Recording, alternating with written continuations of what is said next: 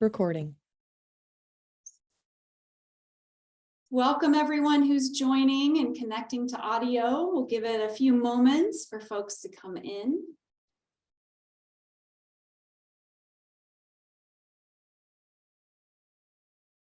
Welcome, welcome all.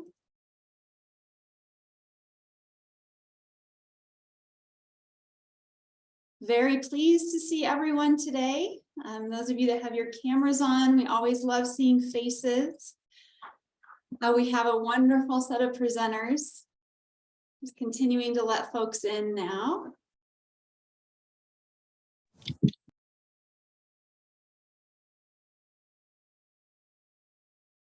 Lovely. Well, welcome to today's webinar on the Infrastructure Investment and Jobs Act. I heard someone call it IJA the other day, and I guess if brevity is your thing, you can call it IJA. My name is Janean Forsyth Lefevre. I am the program manager for the Wyoming Procurement Technical Assistance Center, otherwise known as the PTAC. Thank you so much. We have a wonderful list of speakers today. It's going to be a lot of information in a short amount of time. A few logistical things before we get going. Unless you are speaking, please make sure that your microphone is muted. If it accidentally gets unmuted, we will be going around and muting folks just to make sure that we have a nice clarity in our sound and we're able to hear the speakers. There will be an option after each speaker to ask some questions.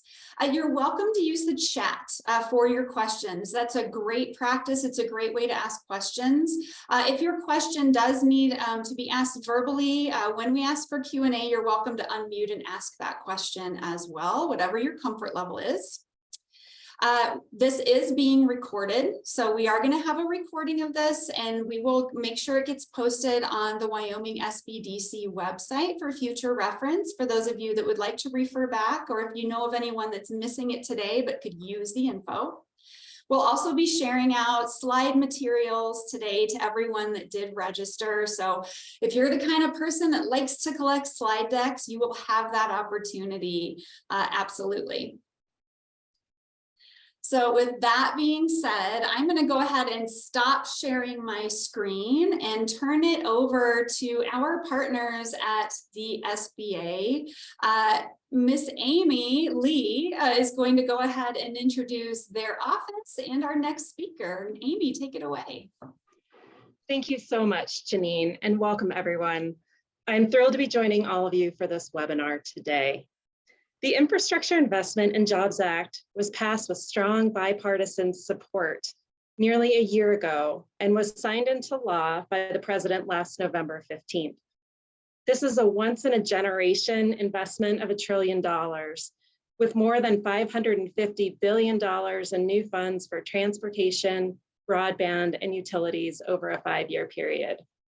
One of the benefits of this legislation is that it will create good paying jobs and opportunities.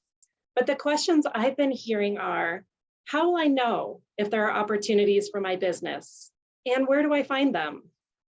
And that is why we are here today, to connect with those who are leading Wyoming's efforts and learn from them. So as we would begin, I would like to introduce our first speaker, SBA's Region 8 Administrator, Aikta Marcoulier. Ms. Marcoulier is responsible for oversight and implementation of all SBA programs and services in the Rocky Mountain region, which includes Colorado, Montana, North Dakota, South Dakota, Montana, Utah, and Wyoming. She was appointed last spring and brings a decade of experience as the executive director of the Pikes Peak SBDC in Colorado and other relevant private sector experience to the position. She will give us an introduction to the law and its objectives at the federal level, and we'll go over the SBA resources that are available to help small businesses get involved with federal contracting. Thanks so much for joining us today, Aikta. Thank you so much, Amy. I'm going to share my screen. There we go. Everyone should be able to see my screen now, correct? All right. So I'll be looking a little bit this way because my screen's over here. But I just want to say thank you so much for having me here today and to join this amazing group of experts throughout Wyoming that helps the small business community. As Amy mentioned, I am the Regional 8 Administrator for the Small Business Administration. but I come to you with 10 years of working at a small business development center. So the importance of today is really breaking down the opportunities for you, telling you about the amazing resources that are here today, speaking with you as well, and just ensuring that as you as small businesses know what there is available to you so you can grow your business. And that's why the SBA is here today. So with that said, just one more quick overview of what this program is all about. I love, Janine, how you said, someone said IJA. At the end of the day, there's so many acronyms, but what we do need to reiterate is that this is a once in a generational opportunity for small businesses. We have not seen this kind of money being provided by the federal government to build infrastructure, roads, ports, railways, help with our climate issues in a very, very long time. And at some point, there are going to be opportunities for you as a small business to compete and be part of these programs. So with that said, we just want to make sure that we portray that these dollars are meant to be provided as an opportunity for small businesses to compete in some of these contracts. And we have PTAC here and Small Business Development Center, a number of people that can talk to you about how to compete on those. We want to make sure that our underserved communities, our rural communities have an opportunity as well, that we are being smart about how these dollars are being invested, and that we are equitable in making sure everyone has the opportunity to be a part of these programs. This is a breakdown of that trillions of dollars that Amy mentioned. There's a lot of money out there. As you can see, billions and billions of dollars to help fund roads, bridges. We don't have ports necessarily in Wyoming, but that is part of the bigger picture of ensuring that our small businesses have access to what they need, and we're growing and supporting our supply chains here in our local economies. That there's money being invested in clean drinking water, high-speed internet, also very important for our region, environmental remediation, clean energy, and I know Rob's going to be talking a lot about this here shortly. In case you were wondering, there's this amazing map that you can go to really see what projects there are nationwide that are being invested in certain projects for infrastructure. So you can go to this website. You can also look up infographic map, Bipartisan Infrastructure Bill, and it should show up. I've done it a million times myself. And you can hover over these dots to see really what are these projects? What is this all about? At the end of the day, as Amy said, the SBA has a number of programs and resources that are available to you as a small business, and that's why we're here. We want you to make sure that you have the support and that you need to be a part of these programs, to be a part of these opportunities. The SBA is here to help your business start, grow, expand, and as we know, recovery is something that we have as well. So if you aren't sure if federal contracting or these opportunities are meant for you, you can always start by just checking your eligibility. You can go to sba.gov/contracting. But it's important to know this is an amazing opportunity to grow your business. The United States is the #1 buyer of goods and services. As many people say, from toilet paper to drones, from soup to nuts, the federal government buys everything. So if you're not sure, well, we're going to talk about the resources you can work with to make sure that you can see if some of these projects are right for you to be a part of. The SBA does work with a number of federal agencies, and we do have certification programs to help you get to that contracting opportunity. We have the 8A Business Development Program, the Historically Underutilized Business Zones Program, or HUB Zones, Women-Owned Small Business Program, Service Disabled Veteran-Owned Program as well. We also have the Surety Bond Guarantee Program. So what this is basically is that it helps small businesses win contracts by providing the customer with a guarantee that the work can be done and completed. And we can definitely talk about that more later, but I definitely want you to be able to get to these next speakers. Again, it helps ensure that the small business helps ensure that to the customer that your business can complete the work. So we also have loan programs. I'm sure many of you know about those, but just as a reminder, we do have backed guarantee programs that help businesses start, grow, launch, all of the things. In this case, it helps you expand your business. It can help you finance a government contract as well. So with that said, this was a lot of information in just a few minutes, but where should I start is what a lot of people may be asking. A lot of you may be asking. You may already know where to start, and that's great. And we'll talk about those resource partners that get you to that next level as well. But if you're not quite sure even where to start, or you need help breaking all of this down, there are a number of resource partners near and dear to my heart, because that's where I come from. We have the Small Business Development Center Network in Wyoming, the Women's Business Center as well, and of course, our close partners, Procurement Technical Assistance Centers, which are here, and we are leaning on greatly throughout the region to help with the understanding of certifications, how to bid, how to compete, are you eligible? So we're working all closely together, as you can see here, to provide you the support that you need. And of course, it's free. So just a reminder, there's no point in not using these partners because they have a lot of free guidance and support for you. So with that, to finalize this, Amy probably doesn't need much more of an introduction because she has an amazing team in the Wyoming district office. She is our district director, has a lot of background in contracting as well. And her amazing team is showcased here on this slide as well. So please reach out to SBA Wyoming. Their contact information is here. And of course, I'll stick around if there are any questions. Thank you so much for the opportunity to just share quick information from the SBA. Thank you so much. You're right, that was a lot, but all good stuff. Are there any immediate questions about what we just heard from the SBA? Feel free to put those in the chat. All right, well, you can continue to think about that, and we'll have time for Q&A a little bit later as well. Next, I'd like to introduce Mr. Ron Goldberg of the Wyoming Business Council, who will be introducing our next guest. Ron, take it away. Thank you, Janine, and thank you, Amy, and the SBA crew for allowing me to share your office today as I'm traveling. It's my pleasure to introduce Rob Creager, who will provide the Wyoming perspective on the Federal Infrastructure Investment and Jobs Act.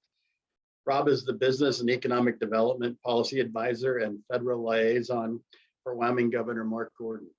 Earlier this year, Rob was appointed the Governor's Office's EJA Implementation Coordinator in addition to his previous duties. Rob works with a group of state agency personnel, some of whom you'll hear from later, to implement the EJA program. Rob is a Casper native and a University of Wyoming graduate. And from there, Rob, take it away. Thank you. Yeah, thank you, Ron. And I'll go ahead and share my screen real quick. Hopefully everybody can see this. Looks good. All right. Well, as Ron kind of touched on, and many of you probably know, when this bill was passed about a year ago, the White House and the president reached out to all governors and asked that they appoint an implementation coordinator, as Ron mentioned. As you may know, the president has one as well, Mitch Landrieu, former mayor of New Orleans, who knows a lot of local government and how to get things done. And so with that, the governor appointed me in January, and we've really kind of hit the ground running from there. This is really a transportation bill that's usually passed by the federal government, just much, much bigger with things like broadband and wildlife crossings, energy projects, the whole 9 yards. There's a bunch of opportunity in this bill. So when I first got appointed to this role, the first thing I did was set up a structure on how we were going to approach this. Again, I think Aikta showed that there's 375 programs in this, so there's no way that one of us are going to be able to tackle it alone. So this is the structure we have here in Wyoming. It's obviously Governor Gordon leading with kind of the vision he would like to see for some of these competitive grants. And then myself and Russ Noel in our administration and information office, who's helping me a ton with organizing all of this and keeping track. Then you'll see these teams. These teams are really the folks on the ground that are actually getting this really implemented and done, some of which you'll hear from today. So we have natural resources, broadband and cybersecurity, education, energy, and transportation. Also, other stakeholders are obviously the private sector, our legislature, local governments and tribes, which I'll hit on in the next slide. One thing in this bill that I think sets Wyoming really apart from other states, part of this implementation coordinator role, the National Governors Association set up a implementation coordinators sort of group. So it's me along with all other states, and we sit and talk about, you know, issues we're running into, whether that's in the West or just on whatever the issue may be. And a lot of this came down to matching dollars. So some of these competitive grants are great and great opportunities, but it does require some sort of match from the state or the private entity. So last legislative session, so last winter, really this bill is brand new. So when we had our legislature, our state legislature in town, we didn't really know what to shoot at yet. So we reached out and just said, hey, if you can give us some tools in our bag so we can go after some of these programs, that really will change the game for Wyoming. So these are our pots that we have. You'll see the Senate Enrolled Act 12, that's just our budget bill that was passed last year. And in there's a few footnotes. So we had 100 million for energy matching funds, which really is 82 million of that could be used for any of the energy programs within the IIJA. The next, which is my favorite one, is the $75 million. That's for any of these grants, whether it's energy, broadband, wildlife crossings, you name it, we can use that as long as the state portion does not exceed 25%. Then we have 25 million to try to help towards the matching of the BEAD program, which is obviously a very large broadband one. Wyoming really needs more broadband money to connect our rural folks, and hopefully we can achieve that through that program. And lastly, which I know Bob will talk on a little bit, the wildlife crossings, we were able to secure $10 million to put towards that effort once those are released. So broadband cybersecurity, what we're really focused on, the BEAD program, obviously huge dollar figure there, $42.4 billion. Wyoming is set to receive a minimum of 100 million.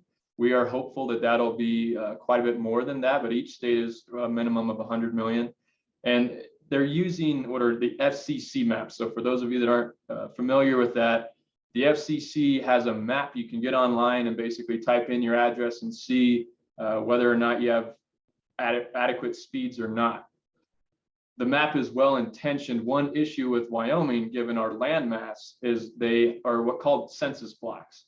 And so if I have adequate speed at 25.3 in the census block, and then 50 miles away, Ron doesn't have that, in the eyes of the FCC map, it shows that that whole block is served. So that was troublesome for us. And so the Wyoming Business Council is undertaking their own mapping effort right now to make sure we can compare notes basically with the FCC as they release their mapping to show, yes, you're right on these areas, they are served or aren't served, to make sure we're getting as much of this money deployed to the right areas in Wyoming. Next is digital equity, another almost $3 billion and great opportunity for Wyoming as it comes to broadband. This is really going to help us come up with plans around our veterans, our aging populations, our most rural parts of Wyoming, to figure out a plan and also dollars eventually to get them served. And lastly, just to touch on cybersecurity, this is a big deal for us in Wyoming. We obviously have a lot of energy infrastructure that is vital, not only to Wyoming, but really the rest of the country to keep it powered. And so we are happy to report that we're going to get 11 million over the next few years. We have the matching dollars ready for the Wyoming side, and that's for state-owned infrastructure, and we're ready to implement that hopefully in the coming year. The next broadband, these are just the timelines. I know a lot of folks, especially providers and folks that don't have good internet right now, are really interested in when that could happen. So this is really the timeline for the BEAD program. The way I look at it is the earliest we can get dollars for that is this time next year. And that will hopefully line up with a build season for the following year. Just to deviate a little bit from the infrastructure bill, there's the American Rescue Plan Act was also passed about probably 2 years ago now. And that also had money for broadband. So for Wyoming, we're going to use 75 million of that for broadband, hopefully in this next year. So we can build out those projects, and then this program will come behind in the following year. So there's a ton of money out there for broadband, and we're hoping that we can end up connecting hopefully the whole state or as much as we can with it. Then digital equity is pretty similar. I think the earliest we'll get money from that would be the beginning of 2024. And that again will just feed off of our BEAD program and the 5-year plan that we're working on right now. The next is energy. Wyoming is, I always say, the energy state. Any type of energy you can think of, whether it's oil, gas, coal, wind, nuclear, solar, it's all found here in Wyoming. And we're very proud of that and want to continue that through this bill.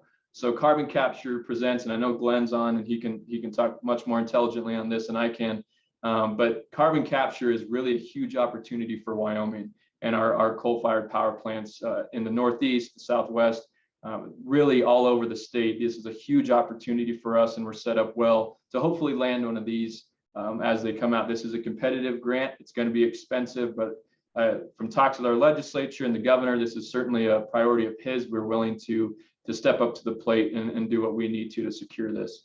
The next is hydrogen. I'm sure you all have heard a lot about hydrogen recently. It's kind of been in the news, partly because of this bill. There's a lot of money, $8 billion for 4 regional hydrogen hubs. So when we found out about this, one of the first things we did was form an MOU with Colorado, New Mexico, and Utah to build really an approach to show both use states and production states on hydrogen, what we can do there and why it's very well suited to be housed in these Western states.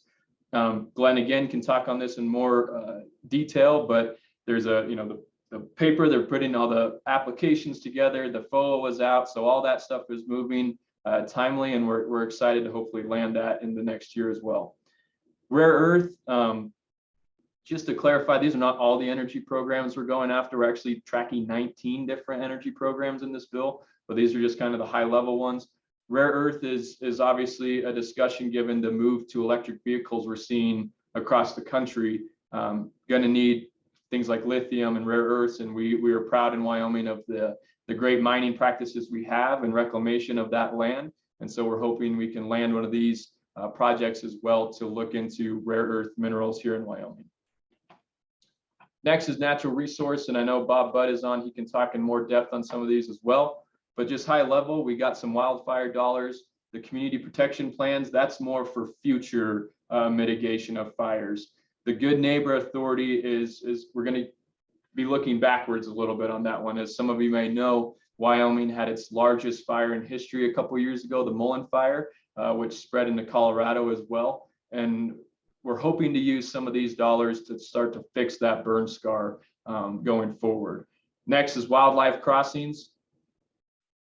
There's pilot wildlife crossing money in this bill. We have the $10 million matching to provide the state's portion. And these are the 3 areas that we've really prioritized. In all reality, I think we hopefully we'll land all 3, but I think we're probably only going to get 1 to start off with, and that would be over I-80. Those of you that have traveled I-80, there's a lot of wildlife, and I think insurance companies that make out pretty good in Wyoming with the amount of disruptions that causes. So we're really hoping to land some wildlife crossings as a pilot to show the need for them here in Wyoming. Next is water, and I think next to energy, it is the most crucial here in Wyoming. We have a lot of water infrastructure that needs upgraded. Obviously, we have a lot of recreation here in Wyoming and folks that come in and use our water systems in these small towns. And so we need to figure out a way to fund some of these projects and make it to where locals can do that as well. So first is the Lefevre Dam. That's in kind of Converse, the Natrona County area. That is a big dam that hasn't been fixed in over 100 years. And if that thing were to go, it would be just devastating for that part of the state. So we are optimistic and happy that we are going to receive at least $5 million in planning dollars. That dam itself meets all the criteria for ones that are eligible for some of this funding under the Aging Water Infrastructure Program. And so we are really focused on landing that to fix that dam. The next 2, and I think Aikta pointed this out earlier, this bill is 60% formula, 40% competitive grants. The formula dollars, these clean water and drinking water, we're used to that as the state. This is just continued on throughout this bill with more money. So wastewater, lead service lines, those sort of things. One thing we're going to do is the state of Wyoming, these are in form of loans. And as I kind of talked on earlier, some of our smaller communities that have big uses of their public water infrastructure can't necessarily take out a $10 million loan. That would really put a small community in quite a pinch for quite a while. So we are hoping through the Office of State Lands and Investments, we're going to lower the interest rate on these loans to 0 and hopefully increase as much as we can to the extent in the law 49% principal forgiveness to hopefully allow these smaller communities that really need this to be able to access it. Next is transportation. I know Jesse's on and he'll talk more about this, but really this, like I said earlier, this is usually a transportation bill. They were able to just add more on top of it as a whole infrastructure bill. And so this is stuff that YDOT's used to, other than the charging stations. Those are new, and I know Jesse can talk in much more depth than I can on that. But really, high level, YDOT is expected to receive over $2 billion in formula funding over the next 4 years for roads, bridges, and airports.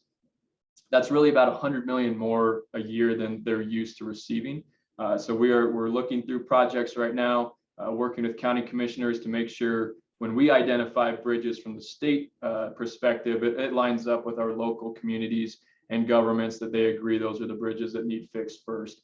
On the competitive side of transportation, we have applied for a couple competitive grants. One is to fix the I-80, I-25 interchange here in Cheyenne. For those of you that are familiar with it, it's a little tricky sometimes, especially when it's windy and icy for semis to take those sharp turns. So we're trying to figure out to get some planning dollars to figure out how to access a grant down the road to really fix that. And then the other is to add some additional passing lanes on some 2-lane highways outside of Shoshone, Wyoming. That's our initial push for these.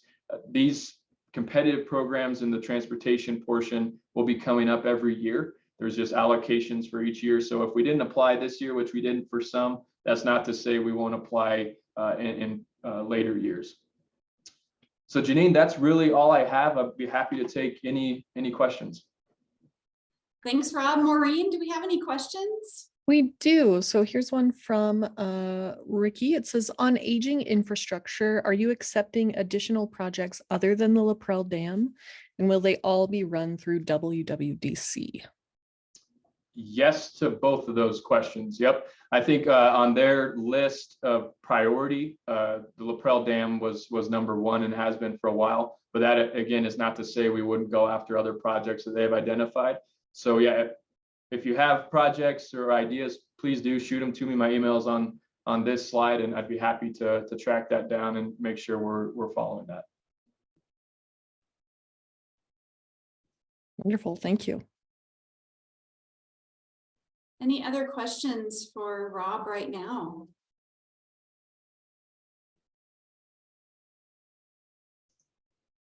All right. Well, we'll keep this train rolling then, but of course you can always put questions in the chat. Next is Mr. Jesse Kirchmeier, Special Projects Officer for the Wyoming Department of Transportation. Jesse, I feel like Rob gave you a great intro, but please take it away. Hey, thank you. Let me just quickly pull up my screen. Can everyone see this? We can. Okay, great. Good afternoon, everyone. Thanks for inviting me. And again, Rob did kind of highlight some of the stuff in the act for YDOT, and those are, most of those programs are existing. They just received additional funding. What I really wanted to concentrate today on was the new program or programs, specifically the National Electric Vehicle Infrastructure Program. So I'll spend a few minutes on that, and then you can ask me any questions on the other stuff. So NEVI is a new program, and its goal is to get a National Electric Vehicle Infrastructure system built throughout the country along the alternative fuel corridors. And in Wyoming, those fuel corridors are the 3 interstates, I-80, I-25, and I-90. And the goal is, again, to get stations at a close enough distance so everyone feels like they can take an electric vehicle from wherever they are and travel from one end of the country to the other. Wyoming's going to receive just around $24 million. We're getting about 3.9 for fiscal year 22, and then another 5 million for fiscal year 23. This funding is unique in that over the life of the appropriation, which is 5 years, we basically get roughly 5 million a year, except for this first year, it's a little less. But the money's allocated in such a manner, or appropriated in such a manner that we can, it doesn't end. There's no ending to it. So not only does it help us help people to get infrastructure installed, but then once it's up and operating, to actually cover operational costs associated with the infrastructure. And there are some significant challenges with that in Wyoming. I will highlight that on September 27th, Wyoming's plan for fiscal year 2022 and 2023 was approved by the Federal Highway Administration. In our plan, we recommended that we install 7 stations along the 3 interstates. You can see the locations of the stations there. The guidance that was issued with the plan really kind of put out that they wanted stations every 50 miles and that the station could be no more than 1 mile from the interstate exit. In the course of our analysis, in how we were going to do our plan, we kind of felt like it was not a very economically feasible plan at this point in Wyoming to put a station every 50 miles. The stations themselves, the requirements for them are pretty big. They're probably going to cost in the neighborhood of about $1 million to buy the equipment and get it installed. And we have estimates ranging from about 600,000 all the way to 1.2 million. Of course, those estimates were really associated with what happened in the last year or so and don't really account for the current rates of inflation that we're experiencing and the fact that this overall $5 billion program, all of the states in the country are going to be ordering all this equipment pretty much all at once over the next 2 or 3 or 4 years. And it also comes with the Buy America requirements on it, which means that the cost of components, 90% of the components have to be, of the steel in the components have to be US made. And this year, 55% of the worth of the component, because this is federal money, has to be US made. And right now, none of the companies that really build these things have that type of US content. And it will take a while for US manufacturing to catch up and be able to do this. So there are some processes in place where folks can request a waiver, and the Federal Highway Administration is considering a waiver, or at least a delay of the Buy America contents to try to get some of this money out there within the next year or so. But that's just going to add to the price pressure on these stations. So because of that, our plan requested 11 exceptions to both either the 50-mile rule or the 1 mile from the interstate rule. And I'll show you kind of more what our plan looks like and where our exceptions are requested and where they were denied. So for this year, we agreed that this year's plan will fund these 7 stations. And then next year, when we submit our next plan, then we'll kind of update the plan, and hopefully we can come to a better agreement on what we think we should put in the state.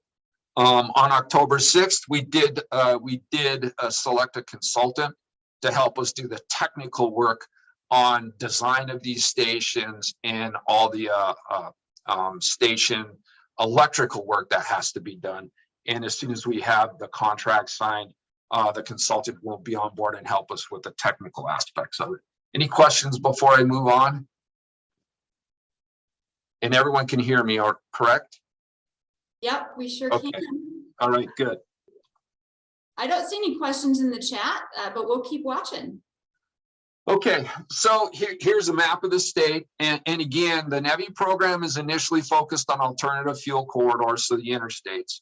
So the yellow triangles are the stations that we propose to put in place, where you see either a green or a blue dot there's either a Tesla or an Electrify America station there. If you see an orange dot, it's an Electrify America station, but it doesn't meet one of the requirements of the NEVI plan. So the blue dots, the Tesla stations may at some point also count in this program. They do not currently count because they're not public facing. Only Tesla drivers can use Tesla stations. So if you look at how we've set the system up, we're trying to cover the parts along the interstates where, you know, within 100 miles roughly, there are no current available stations.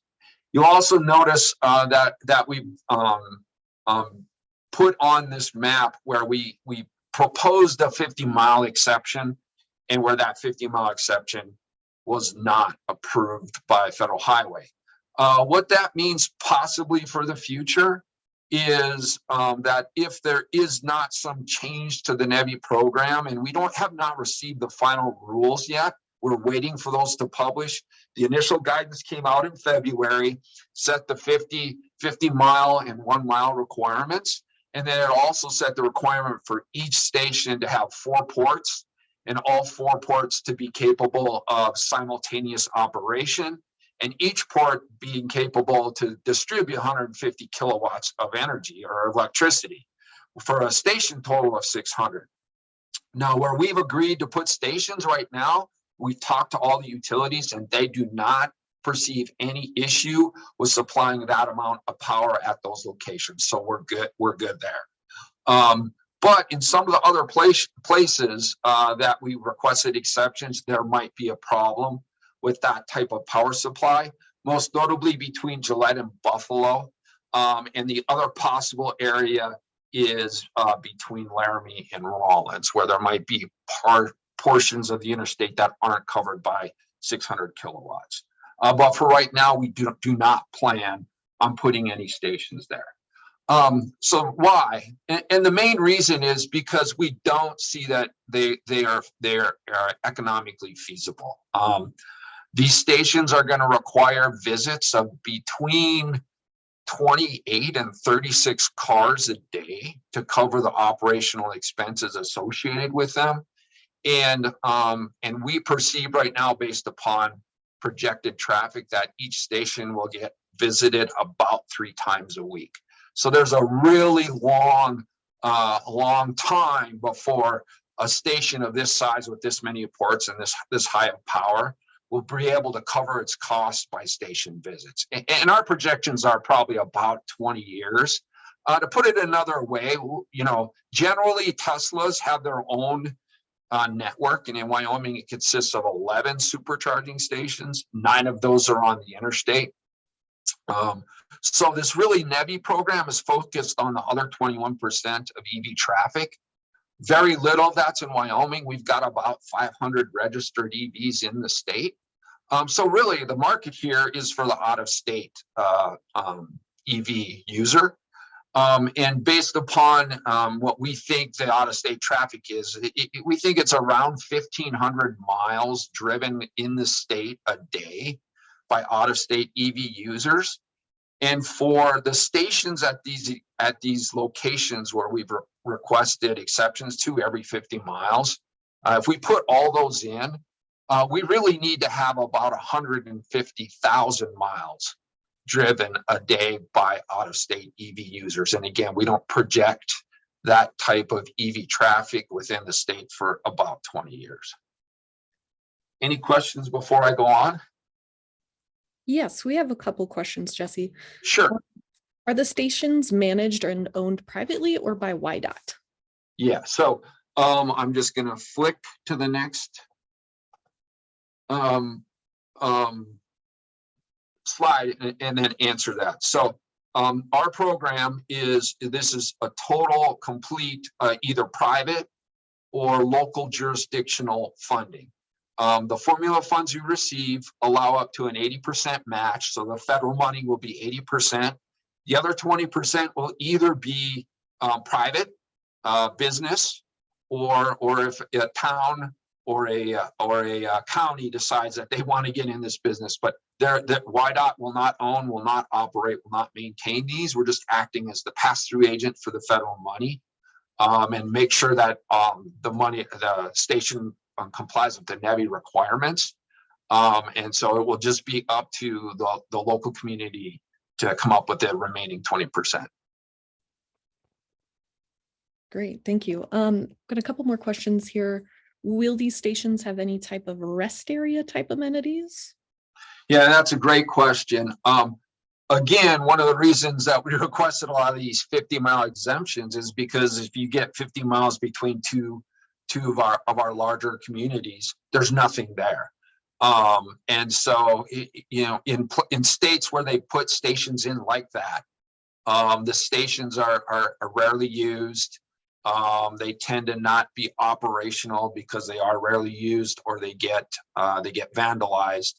And so when our process for awarding this money is to issue a request for proposal for the 7 stations, we'll accept proposals from any and all people that are interested in putting them in.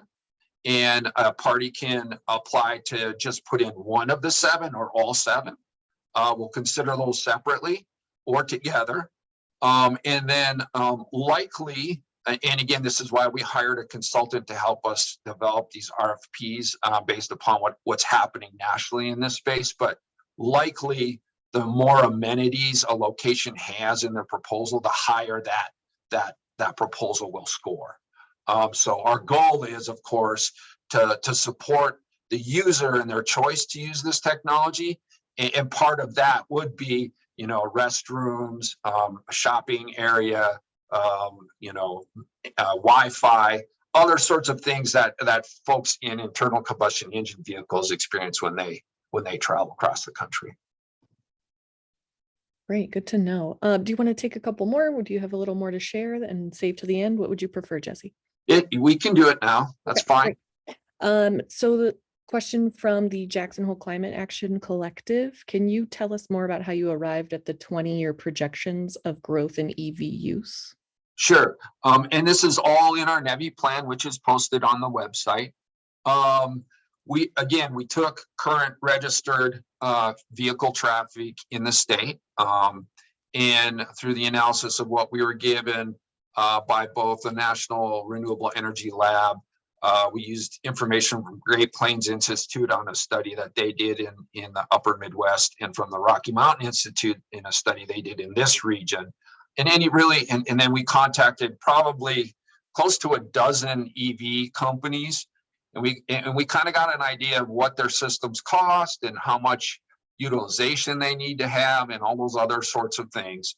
And then we overlaid that with our known sedan traffic. And again, we didn't really include pickups.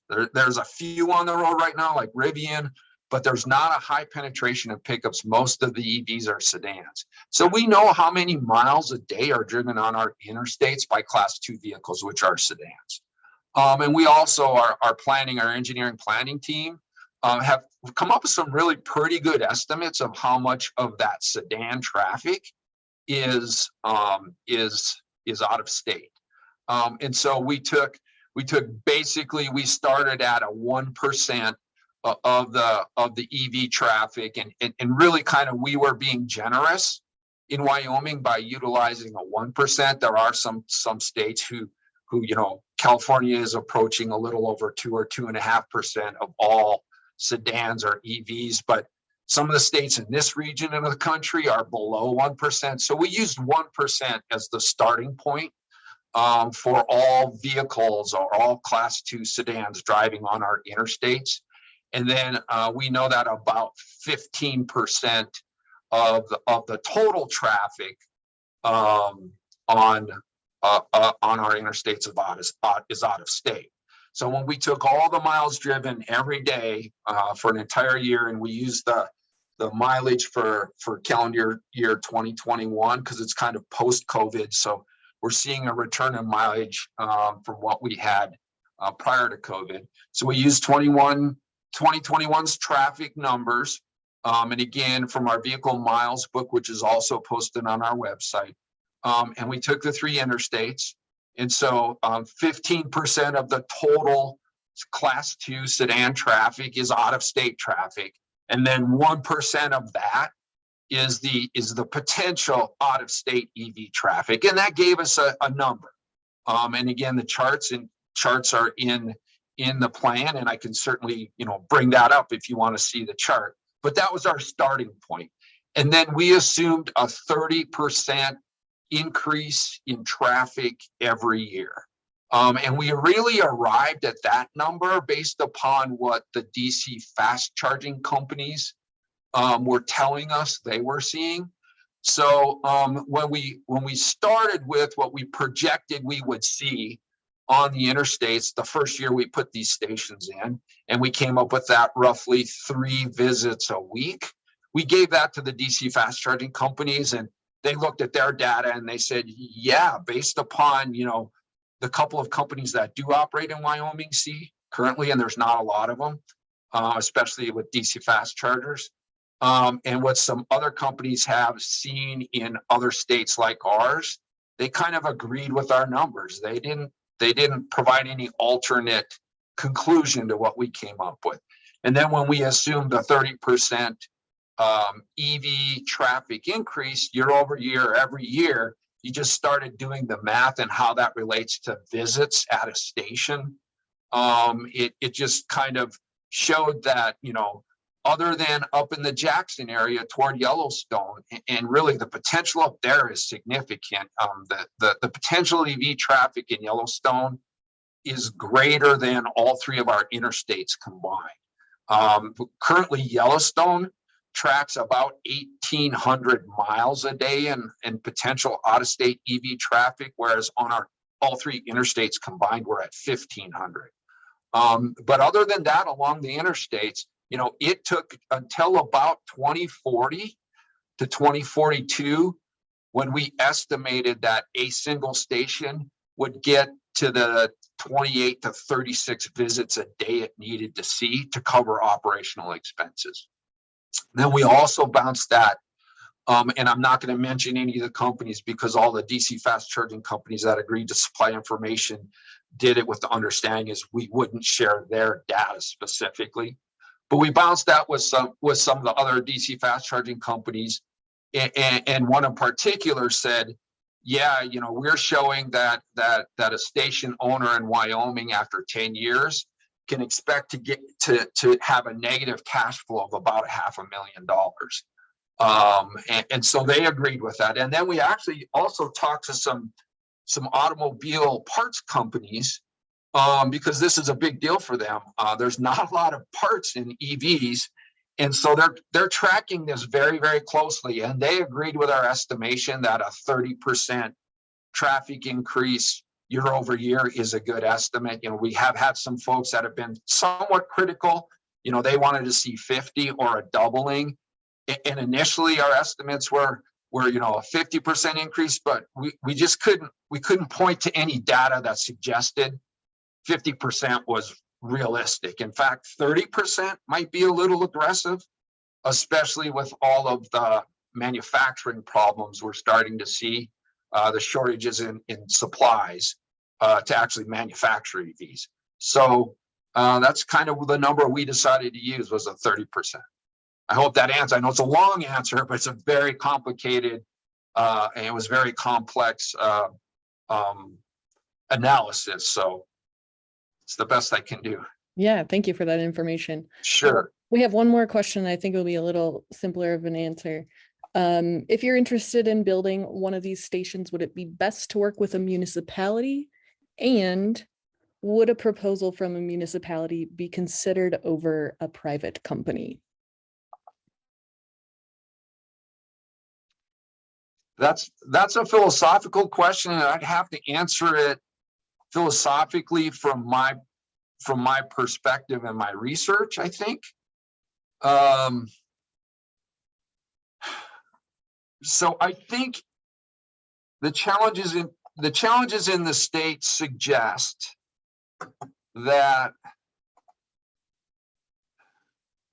that getting the largest community base to support the station is a good approach, meaning you get the local economy, you get the utility involved, you get whomever you can involved to make the station as successful as possible.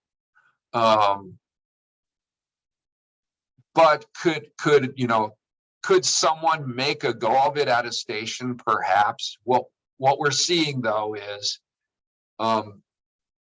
only large companies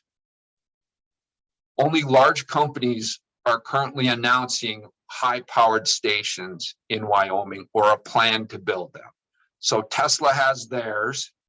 In the same towns that Tesla has put stations, Electrify America has put stations, but a lot less. So Electrify America has them in according to the map. If I go back to the map, you can see they have one in Gillette. They have one in Cheyenne, but that one is not close enough to the I-80 corridor. So it did not receive an exemption from the Federal Highway Administration, which means they want us to put even a third one there. But we're not going to, because more competition in a site will make each station struggle to cover costs. Electrify America has one in Rawlins, but again, it was too far away from the interstate to qualify. And they have one in Rock Springs and one in Evanston. So they're at all the same places that Tesla is. And then we have a third company that just announced the program. It is a combination between Pilot, EVgo, and GM. And they only want to put stations along I-80, and they're only planning to put stations where Electrify America and Tesla already have stations. Except for they are going to put one near Cheyenne, and so their station will count because it will be close enough to I-80 to count on the 1 mile. So I have general concern we won't get very many, if any, proposals to put stations in the smaller communities like Pine Bluff, Sweetland, and Sundance, simply because there's just not going to be enough traffic for a long time. So the challenge for a small business is teaming with the right group of people to cover the costs on these things until we get enough traffic density for the station to make it. Now, the NEVI program allows us to support operational expenses. So up to 80% of your capital expenditure can be covered by this program. So whatever it costs to buy, install, and construct the station, and then up to 80% every year for up to 5 years in operational expense, which could be very helpful.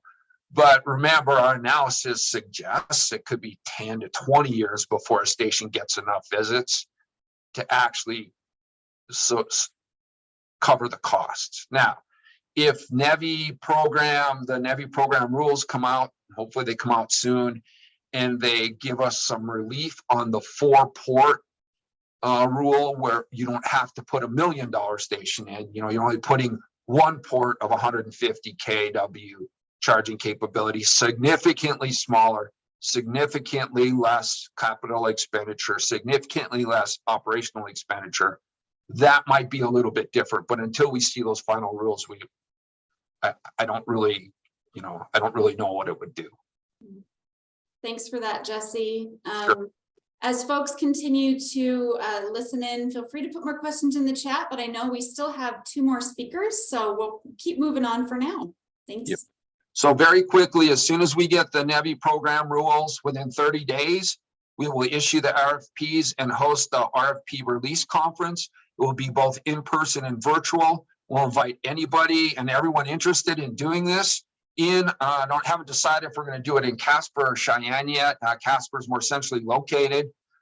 Cheyenne is just where we all are. Most of the interest, however, is in the upper northwest corner. Unfortunately, none of this money can be moved there. Used there for now. At the same time, we will also issue the procedures for applying for the VW settlement grant money. We're going to roll those programs out together. That money will be focused not on those big high-powered machines along the interstates, but on smaller DC fast chargers that will get people from the interstates to the tourist destinations. So that VW settlement money may be something better for this audience. And you'll see those procedures come out at the same time within the 30 days after the NEVI rules publish. And then there's two other programs that are we're awaiting a ruling on. They're both discretionary grant programs, not so much because small business are eligible for the discretionary grants. Are really focused on local jurisdiction and the tribal areas. However, those local jurisdictions are going to purchase or maybe contract with someone to run these stations. And those discretionary grant funding rules haven't come out yet, but once they do, we will publish the process for tapping into that money. And then the final thing I want to mention, Lisa asked me to send this out, is IJA did change something slightly. And it increased actually the program goals for disadvantaged business enterprises under Surface Transportation Reauthorization Act. So normally when we got that formula money, the goal was to try to get about 5.29% put out to DBE. But the new goal is 10%. And if you got any more questions about that, and that's with the existing programs, if you have any questions about that, please contact Lisa and she will help you with that. And that's all I have because I know you have to get on to some other folks unless there are any more questions. Well, thank you so much. That was an awful lot of really beneficial information.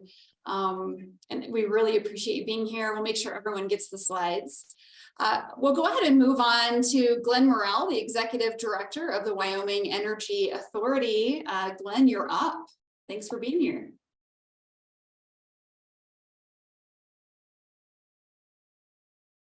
Was searching around for the mute button. Thank you.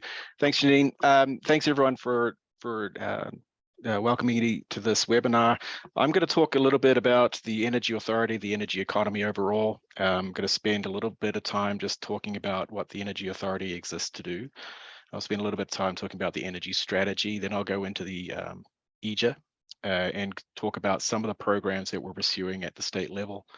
And then I'll go and drill into the state, into a map of the state, literally, and go through what is happening and where, so that you can see where some of the hotspots are lining up in terms of big infrastructure developments at the state level. So the Energy Authority is a very new, or relatively new. It's not that new anymore. It's about 2.5 years old. 1st July 2020, it came into existence, and it's a very small agency that exists to very small agency with a very big mission: secure and sustain the energy economy of Wyoming, which is no small task. The energy economy of Wyoming is huge. It's the 3rd largest in the nation on a state-by-state basis. It's also very unique in that it's quite diverse. Rob kind of alluded to this. If you look at some other energy states that are around, like Louisiana, that's very much an oil state. Wyoming is an oil, gas, coal, thermal, renewable, uranium, hydrogen, carbon management, on and on and on. It's a very diversified economy. It makes it stand apart very much from many of the other energy economies in the country. It's also interesting in that we export 90% of our energy. The 90% of the energy produced in the state is actually consumed and creates value outside of Wyoming. That makes us beholden to consumers that are outside of our borders, which is an interesting aspect that is, again, is somewhat unique. The other interesting thing is that we don't have a Department of Energy. With something, some people would expect that an economy like Wyoming, which is so dominated by energy production, would have a dedicated agency, and we don't. And that is kind of unique. It's a very decentralized structure. There's a lot of different agencies touch parts of the energy economy, and that is good, and it's sometimes challenging, but it's the reality we live in.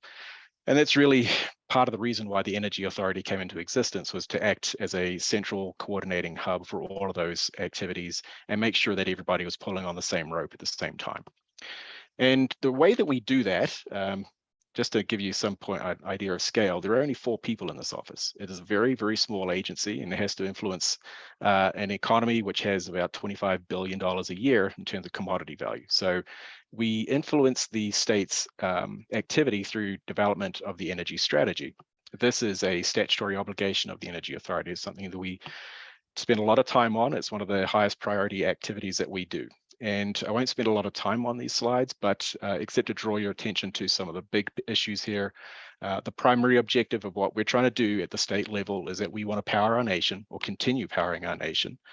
Something we've done for almost 100 years is contribute to the well-being and standard of living of literally hundreds of millions of Americans through the provision of cheap and resilient energy. We want to keep doing that.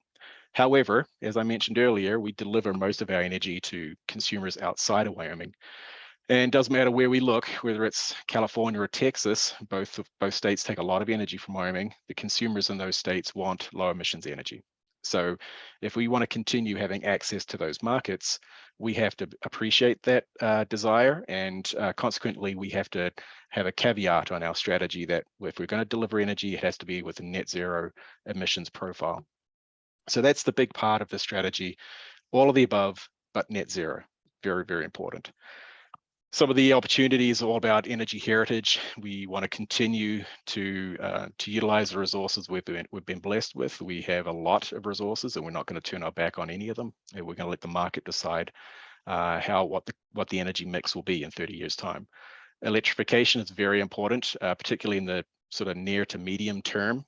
People are consuming more and more of the energy in the form of electricity, and our resources are solids, liquids, and gases: coal, oil, gas, wind.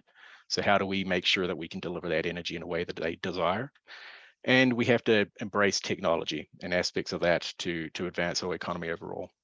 Initiatives and areas of focus: hydrogen, sequestration, advanced nuclear, rare earth elements, and critical minerals.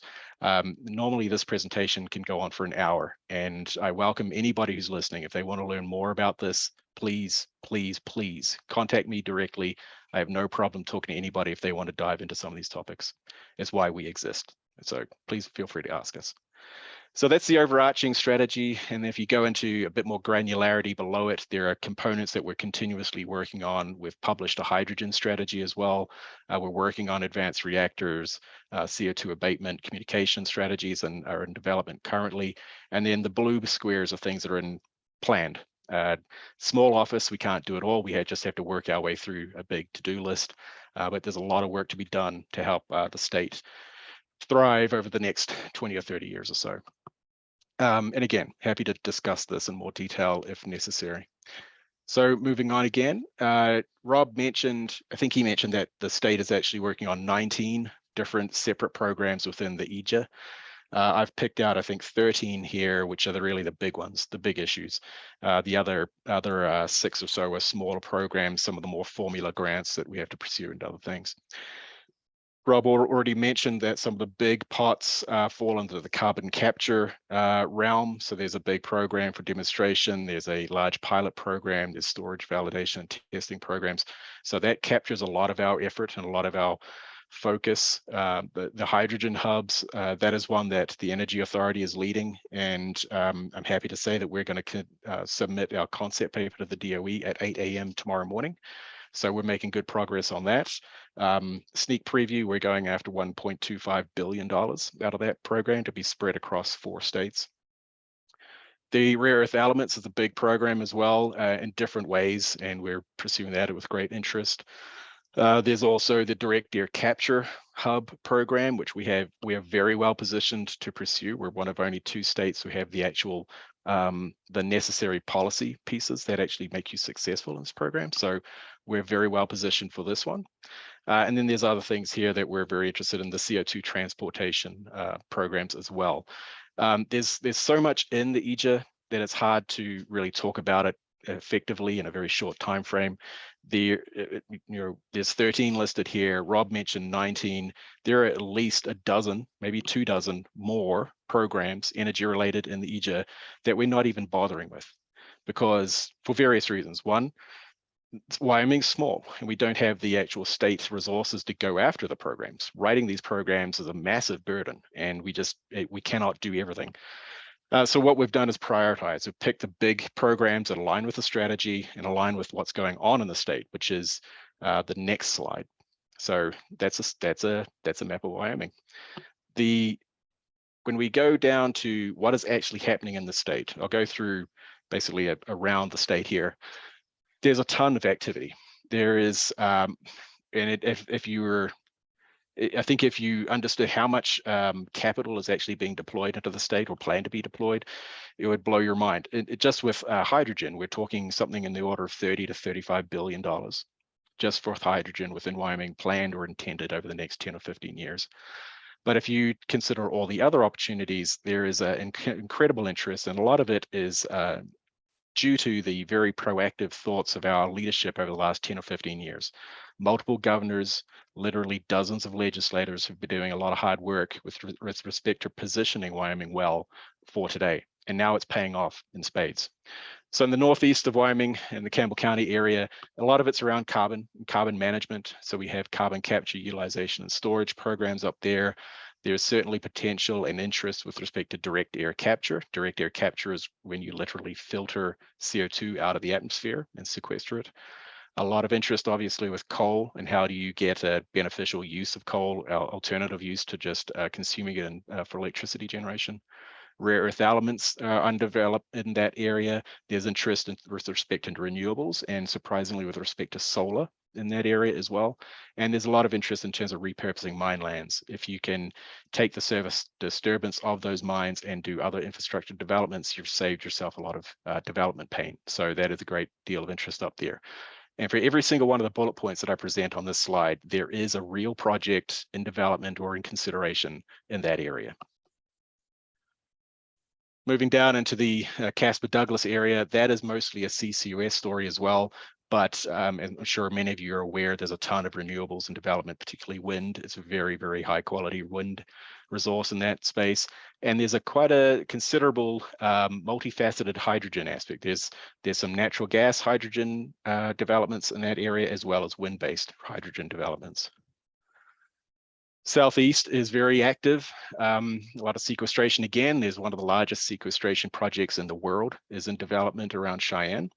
There's a lot of renewables coupled with data centers and cryptocurrency mining in the Cheyenne area. A lot of advanced manufacturing. That is a manufacturing that takes high quality electricity and power and uses it to develop low emissions products. So you can imagine low emissions petrochemicals, for example. Again, a lot of hydrogen as well in development. Over where I live in Albany County, it's mostly renewables, and there's also, interestingly, a rare earth element prospect in that zone as well. Oops. The Sweetwater County area, big opportunities for sequestration. Some of the largest sequestration reservoirs in the world, again, exist in that area. Sequestration being when you inject CO2 for the long-term storage about 7,000, 8,000 feet below your feet. There's a lot of direct air capture opportunity there as well because of that. There's a lot of renewables. The wind blows quite hard in that area, in case you're wondering. There's also advanced manufacturing in that space, hydrogen, and interestingly, pumped hydro, where you have two reservoirs working together to store renewable energy and use it when you need it. And then, and of course, in the Southwest, the big story is reactors with the Natrium project, TerraPower project in Kemmer out there. There's a lot of data centers also being spun up in that space. There's a solar project also. Interesting is another aspect is responsibly sourced natural gas. Renewables, advanced manufacturing, once again, there's a coal gasification project in development out there, and the list goes on and on. So if you consider all of that being put into this space, there's several themes start to jump out at you. There's a lot of CCUS, a lot of hydrogen, and a lot of renewables. There's also, interestingly, a lot of integration. It's not just low value, get it out of the ground and ship it somewhere else. There's a lot more advanced manufacturing, wind plus hydrogen, wind plus data centers, more integration of the value chains. There's a lot more opportunity for the state to make for wealth creation, value creation, which is great to see, really good to see. All of them, or at least all, probably, I think in this graph, probably all of them are on a low emissions path. So it aligns with the strategy overall. Every project in development currently essentially follows that net zero position. They're seeing where the macro trends are going globally, and they're pursuing those. And then there are three major centers: the Southwest, the Northeast, and the Southeast. And if you think about that, kind of makes a lot of sense. It's located where the resources and the infrastructure overlap. So the big glaring holes and gaps in this map, unfortunately, they're lacking in one or the other. They're lacking in either the resource or the infrastructure to do something with it. So that actually is the last slide I have. The reason I went through the strategy in that previous slide is to demonstrate that everything that's happening is aligned with what we're trying to do as a state and what they're trying to do in the private sector, and then what we're trying to go after with IIJA. We simply don't have the resources, as I mentioned earlier, to go after everything, and we have to prioritize. And so that's why we're trying to pick the winners here and work with our private partners, work with the legislature, the governor's office, to make sure that our efforts are all make sense, and they make sense for Wyoming in the long term. With that, Janine, I'll pause and take any questions if there are any. Thanks, Glenn. Maureen, do we have any questions in the chat? Yeah, we do. We have one here. I'm just going to kind of make it a little briefer here just for time, but this person was interested to know what sorts of hurdles you're facing with the experimental nuclear project here in Wyoming. Yeah, I'm just reading the question as well. There is a lot in there. So the biggest challenge, Andrea, is actually the timeline. That it's an extremely aggressive timeline in terms of how to get through the NRC process, get your permitting, get your certificate to construct. The 6 years that they have, or is it 5 years now, is extremely condensed. Some of those larger projects take anything between 10 and 15 years to permit. And so that is one of the biggest challenges they have. The next steps of the NRC for the reactor, I'm not the expert, so I'm not going to try to answer you. They are working directly with the NRC to try to get that reactor licensed. From what I understand, they're not trying to do anything innovative like some other experimental reactors have tried to do with processing through the NRC. They're taking their traditional approach, and so they're confident that they'll be able to make it through without any great hurdles there. Plans and funding for long-term waste storage. Well, that is governed by the NRC as well, and the federal government. I do not know, but their intention, I think, at least in the temporary term, is to store it on site, as every nuclear reactor does currently, in anticipation and waiting for the federal government to finally develop their long-term storage system. Where will enriched uranium come from? I think you're talking about the fuel, which is HALEU. The initial plan was to back up for everybody on the call, the Natrium reactor requires a specific type of fuel, and typical reactors in the nation use something called low enriched uranium. These systems require a higher enrichment, and that is a specialist fuel type. And the original plan for the Natrium reactor was to source that out of Russia, and for obvious reasons, that's no good anymore. I believe that there are new plans, they're working through this, but please don't quote me, is that they will actually use fuel from the military sector. So the nuclear navy, for example, uses enriched fuels, and they'll actually have to downblend it to an enrichment level that is suitable for their reactor. And then the intention long term is that there will be an establishment of an enriched uranium fuel system within the country within the next 5 to 10 years, either by the developers themselves. And I think, TerraPower did announce that they're working with GE Hitachi in North Carolina to build their own fuel system, but there are actually quite a few players out there who are trying to do it themselves. Will we mine uranium in Wyoming? Yes, we already do. And Wyoming is the largest uranium producer in the country. When the United States is producing uranium, Wyoming produces the most. At the moment, there is not a lot of production because there's, for various market economic reasons, most of the raw uranium production actually happens elsewhere, Australia, Kazakhstan, other places like that. The nation is trying to bring the entire enrichment process in-house, so to speak, and so that would probably reinvigorate uranium mining in the country. And who will enrich? There are corporate, there are commercial enrichment companies, and the name of the companies are I'm blanking on it, but like I said earlier, some of the advanced reactor designers themselves are actually trying to build their own enrichment systems. Whew. I hope that helped, Andrea. That was impressive. It helped a lot. Thank you. I am interested in what the future of uranium mining looks like, potentially in the state, and what we will do to mitigate those uranium tailing ponds, in addition to looking at how risky it is to enrich uranium when the globe is destabilized. Yeah, well, doing that domestically is the safest piece, right? And rather than try to import it from nations that may not necessarily align as allies, having an internally purely domestic system for energy security reasons is a good thing to pursue, in my opinion. Thank you so much for that. We did have one other, looks like probably a pretty brief one to answer from Zach. How can we get more info on the EE and Conservation Block Grant? Who is eligible? So here's a reality of the State Energy Office, which is housed. So the Wyoming Energy Authority is not the State Energy Office, but the State Energy Office is a part of the Wyoming Energy Authority. It is currently staffed by 0 people. We had one person and he resigned. We had another person come in and that person resigned after 2 weeks. So that is an unfortunate reality of having a very lean structure, is that when you lose one person, that hits about 20% of your headcount, and it is currently unstaffed, and we're doing the best we can to get somebody else to take over that program.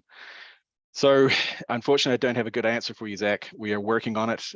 It's just the reality of working in a very small state with very limited resources. Thank you so much. Appreciate that. Yeah, good luck with the search. Yes, absolutely. Thank you. If you know anybody, please visit our website for the job description. There we go. All right, thank you so much. I'm going to go ahead and throw it now. Last but absolutely not least, Mr. Bob Budd, the Executive Director of Wyoming Wildlife and Natural Resource Trust. Thanks for hanging in with us, Bob, and take it away.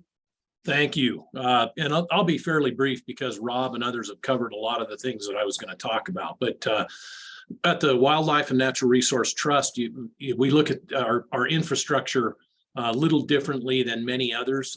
Our infrastructure in Wyoming is our natural resource base. And so we look at agriculture, open space, wildlife habitat, water, and all of those as components that need to be addressed.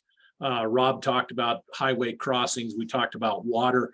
The component on the water would not be the dam that we're interested in. We're interested in the fisheries habitat and the other habitats that are associated with that. The joy is that we do have matching funds for a lot of these types of grants. And so we're looking at where those would best fit us. The reason that's important is that as you look at all the different maps that are out there, and you've got, Glenn had pretty large circles on them, but we have to maintain a level of environmental integrity or we're subject to regulation under very, very restrictive laws like the Endangered Species Act.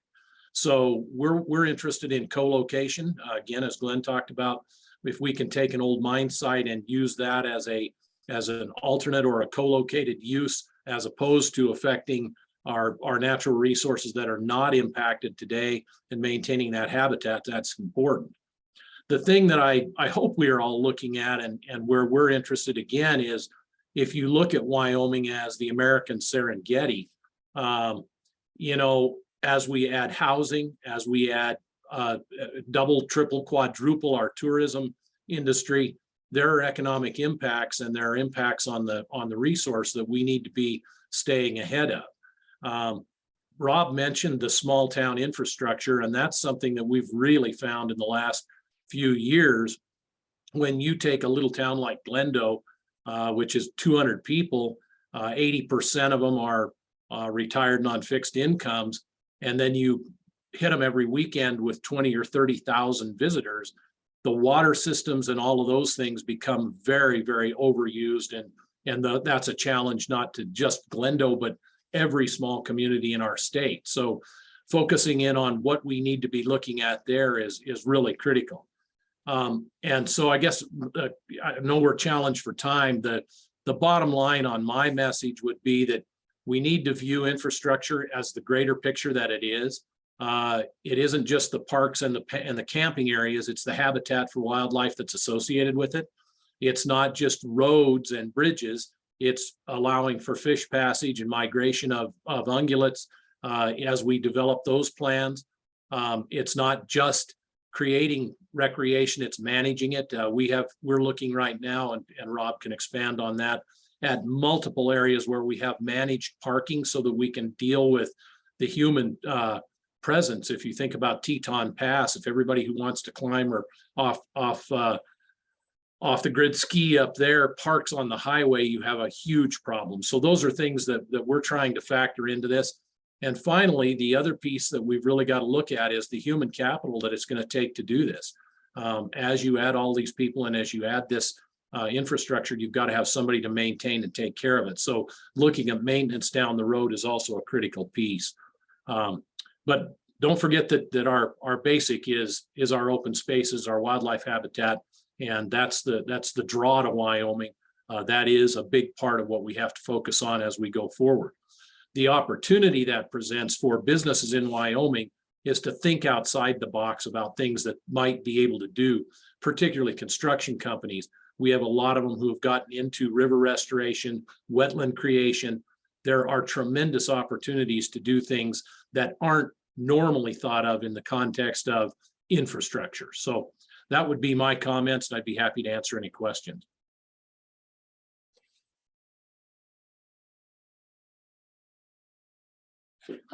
Wow, thank you so much for that. If we have any questions for Mr. Budd, please feel free to put them in the chat box. I know from the Wyoming PTAC perspective, as we assist small businesses and thinking about working with government customers, I have seen more of those types of folks, especially the river restoration interest coming up. So that's lovely to hear that might align.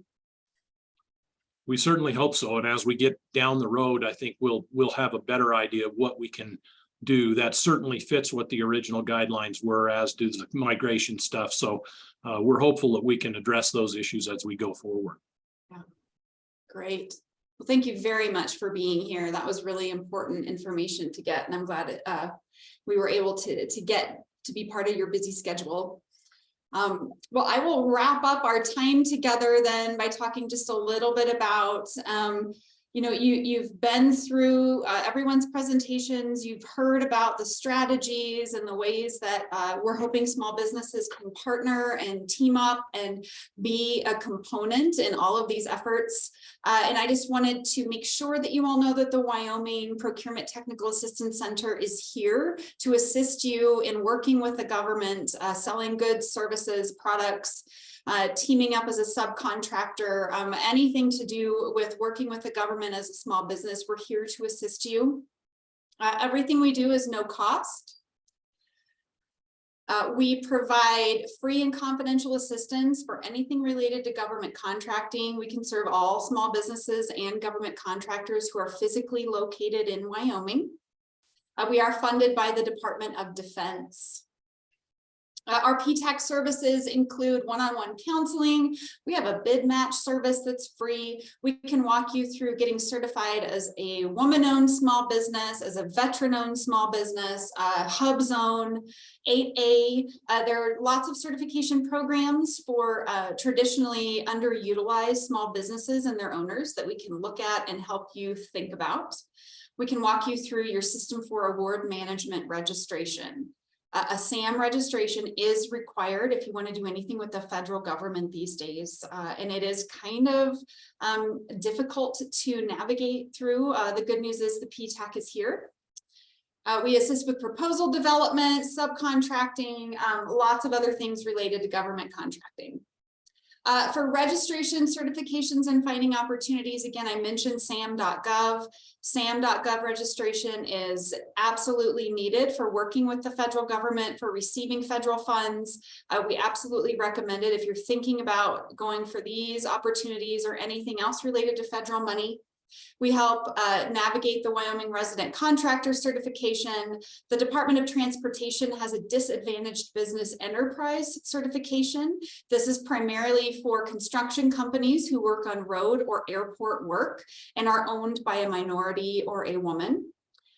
This is through the state of Wyoming Department of Transportation. And then we can help you find opportunities, find other opportunities for selling your goods or services to the government. And that includes federal, but also state and local government jobs. So you might want to start small and think about working with a town, working with a county, working with the state of Wyoming. And then eventually maybe that goes into the Bureau of Reclamation, the Forest Service, F.E. Warren Air Force Base. There are lots of opportunities out there for businesses to work with the government, and we can help you find those. We offer a lot of training events and workshops. Today, this was a collaborative event with the SBA, with the Wyoming Business Council, with all of our wonderful presenters, including Rob Creager from the governor's office. We offer an awful lot of free training and opportunities, and you can always find those at wyomingsbdc.org/training. And finally, if you'd like to contact us, my email address is right here, jforsyth@uwio.edu. I am the program manager for the Wyoming PTAC, and we serve the entire state of Wyoming. If your principal office is not located in Wyoming, you can find your local PTAC by visiting that link at the bottom of the map, aptac-us.org/find-a-PTAC. All right, again, we will send out slide materials from today's presentation. We did record it. We really appreciate everyone's attendance. It's so great to see your names and to know that you're out there and interested in these projects and in this effort. Thanks so much to all of our speakers, to Amy Lee, Aikta Marcoulier, Ron Goldberg, Rob Creager, Jesse Kirchmeier, Glenn Murrell, and Bob Budd, and of course, Maureen Johnson for assisting with all the Q&A. Couldn't have done it without you. Thanks, everybody, and I hope you have a wonderful rest of your day. Bye now.